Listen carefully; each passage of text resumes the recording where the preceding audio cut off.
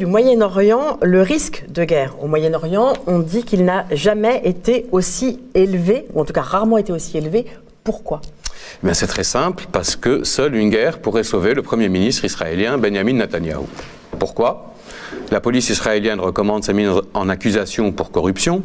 Les manifestations anti-Netanyahou réunissent plusieurs milliers de personnes à Tel Aviv depuis plusieurs semaines. Depuis que Donald Trump a reconnu Jérusalem comme capitale d'Israël et qu'aucun des alliés principaux de l'État hébreu ne l'a suivi, Netanyahou est isolé sur la scène internationale. Seule une guerre pourrait faire reculer sa mise en accusation, seule une guerre pourrait faire taire la contestation et unir les Israéliens autour de leur gouvernement, et seule une guerre pourrait attirer à nouveau le soutien de la communauté internationale.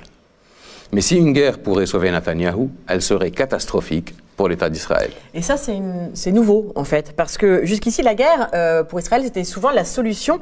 Qu'est-ce qui a changé ? Pourquoi c'est plus le cas ? Eh bien, parce que l'armée israélienne, qu'on disait invincible, ne l'est plus depuis plus d'une décennie. Depuis sa guerre contre le Hezbollah en 2006, pour être précis. Cette guerre qu'elle a été incapable de gagner et qui a démontré que sa supériorité sur terre comme sur mer était de l'histoire ancienne. Les combattants du Hezbollah avaient repoussé toutes les tentatives d'invasion terrestre et réussi à détruire un navire militaire qui bombardait leur fief dans la banlieue sud de Beyrouth.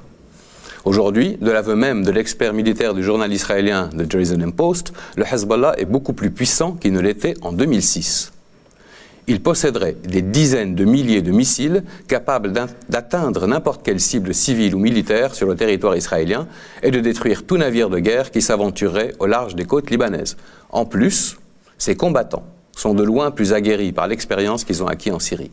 Et depuis que l'avion de chasse israélien a été abattu par un missile syrien le 8 février dernier, la suprématie d'Israël dans les airs fait partie du passé. Oui, parce qu'on rappelle qu'Israël n'avait pas perdu d'avion au combat depuis 1982, pendant la guerre au Liban. Alors, s'il y avait une nouvelle guerre, quelles seraient aujourd'hui les forces en présence ?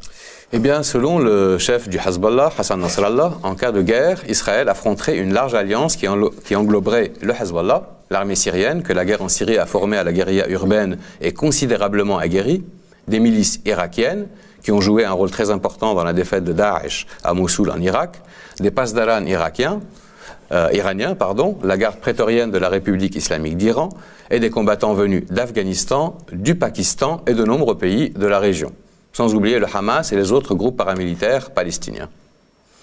Face à une telle alliance, Israël a peu de chances de gagner une guerre éclair sur de multiples fronts, au Liban, en Syrie et à Gaza. On peut se demander quelles conséquences pourrait avoir une défaite de Tsahal sur tant de fronts pour l'avenir de l'État d'Israël.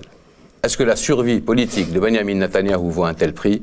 C'est peut-être à l'état-major israélien de répondre à cette question. Oui, parce que ça ressemble quand même à un jeu dangereux. Merci Claude Elkal. À très bientôt et on reviendra sur ce sujet avec toi très vite. On se poursuit avec le reste de l'actualité. On tape votre nom sur un moteur de recherche.